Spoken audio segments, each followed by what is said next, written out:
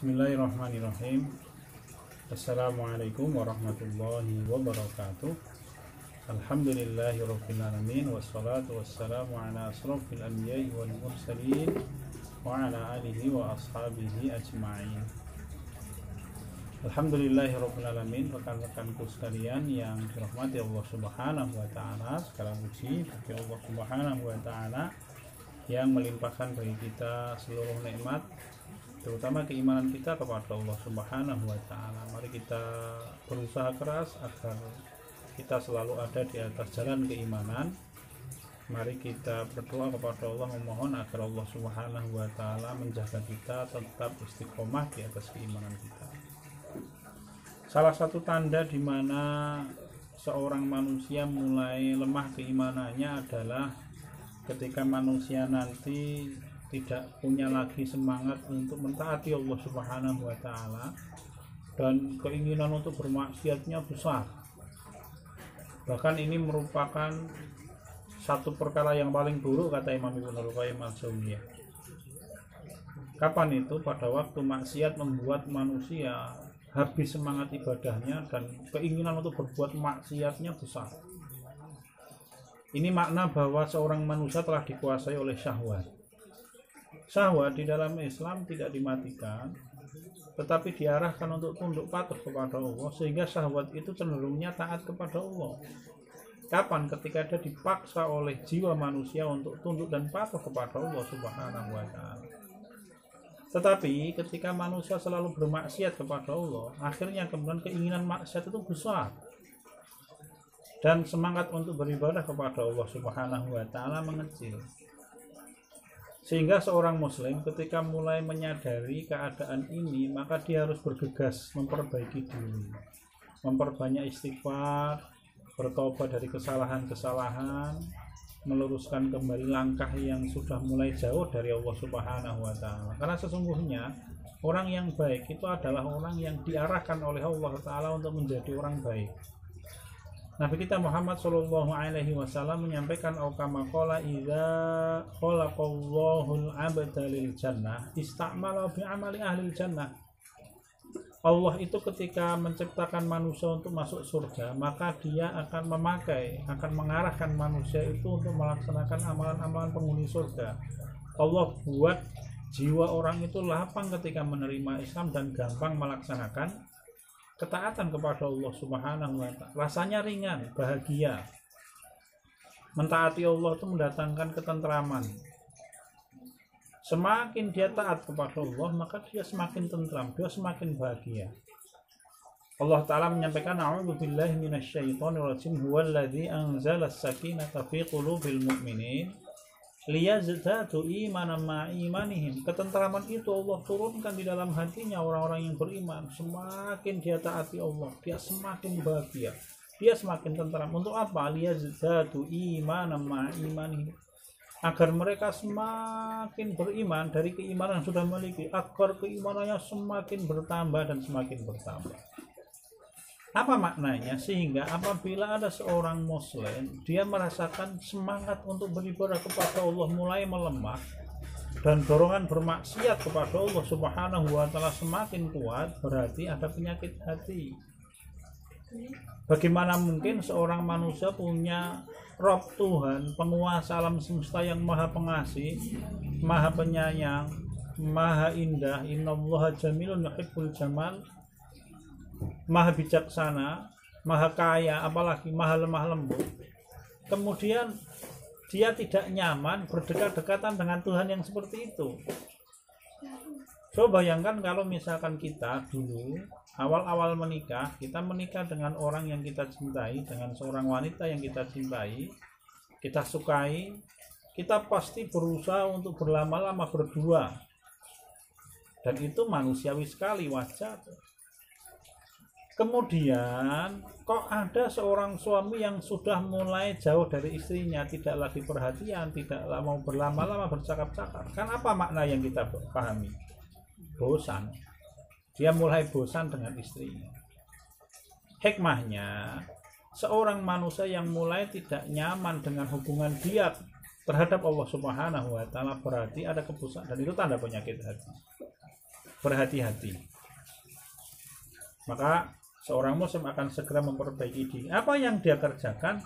Bertaubat dari semua kesalahan, memperbanyak istighfar, kemudian menutupi kesalahan-kesalahannya dengan amal soleh. Segera bergegas.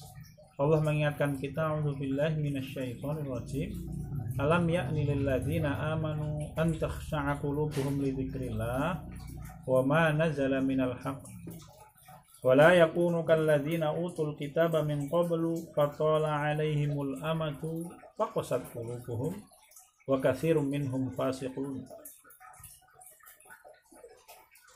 Allah menyampaikan, alam ya'ni lil ladzina amanu an takhsha'a qulubuhum li dzikrillah wa ma nazala minal.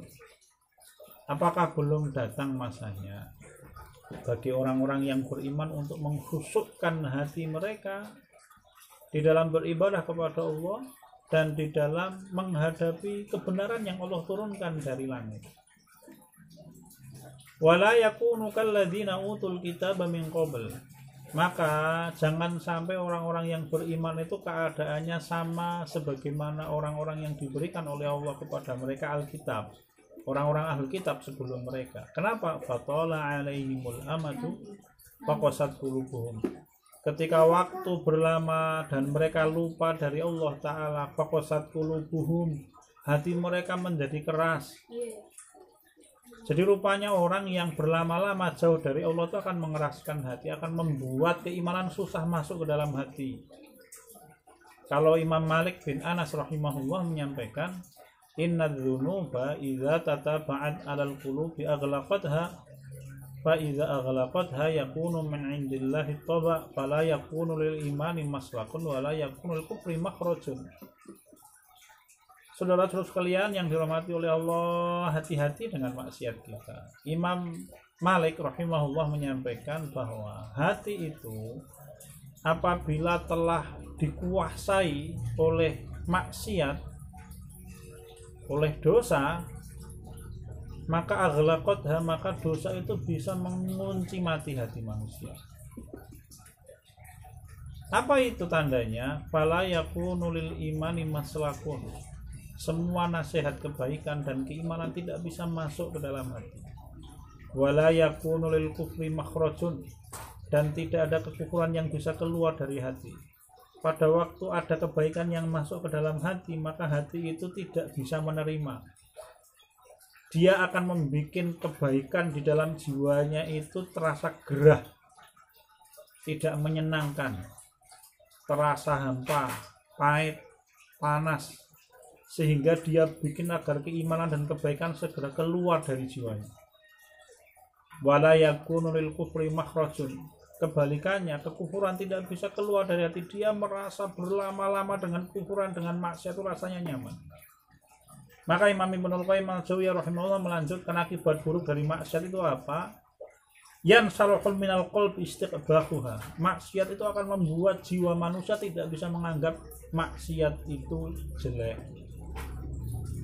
Ini tahapan selanjutnya di mana setan mengikat manusia untuk selalu berbuat dosa kepada Allah, sampai dia tidak bisa menganggap maksiat itu jelek. Kenapa? Karena terlalu banyak keuntungan yang dia dapat.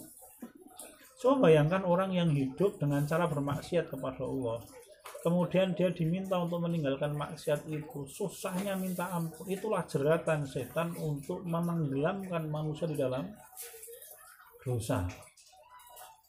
Sampai-sampai jiwanya, hatinya tidak bisa mengatakan bahwa maksiat itu salah. Mohon maaf, misalkan ada orang yang memang hidupnya di bidang riba. Suatu saat dia diperintahkan untuk meninggalkan riba karena riba itu dosa yang sangat besar. Dia tolak. Kenapa? Karena terkait dengan penghidupannya. Dan rupanya maksiat sudah berpengaruh besar kepada jiwanya. Berbeda dengan para sahabat radhiyallahu anhum. Para sahabat radhiyallahu anhum pada waktu diharamkan oleh Allah Ta'ala khamr, maka mereka tinggalkan khamr. Ketika Allah Ta'ala menyampaikan innamal khamru wal maisir wal ansab wal azlamu rijsum min amali syaitan fajtanibuhu la'allakum tuflihun. Sesungguhnya khamr, judi, mengundi nasib, perbuatan yang keji, dari termasuk perbuatan setan, maka tinggalkanlah seluruhnya agar kalian beruntung. Sahabat Anas bin Malik radhiyallahu anhu menyampaikan bahwa waktu itu kami sedang menuangkan khamr di rumahnya Abu Thalhah, karena waktu itu khamr belum diharamkan total oleh Allah Ta'ala. Allah baru mengharamkan khamr kalau para sahabat akan melaksanakan sholat. Allah menyampaikan, ya ayyuhalladzina amanu la taqrabus sholata wa antum sukara hatta ta'lamu ma taqulun. Ayatnya sebelumnya datang itu. Tapi khamr itu belum haram secara total. Begitu khamr diharamkan oleh Allah Subhanahu wa taala secara total, maka para sahabat yang sedang meminumnya pun segera menuangkan itu. Saya pernah mendapatkan satu kisah. Di antara mereka ada yang sedang minum, mohon maaf, dalam keadaan tidak sadar karena minum khamr. Begitu diberitahukan tadi, maka kemudian dia segera memasukkan jarinya ke dalam mulut sehingga keluar khamr itu. Bayangkan, pada waktu dia meminum khamr dan khamr masuk ke dalam perutnya, itu khamr belum haram. Khamr itu haram ketika pengaruhnya mulai datang, dia tidak sadar khamr itu haram. Tapi apa yang dikerjakan para sahabat? Dia tuangkan khamr, dia keluarkan khamr dari tubuh. Kenapa? Karena takut kepada Allah, karena merasakan mentaati Allah itu indah. Mentaati Allah Subhanahu wa taala itu mendatangkan kebahagiaan.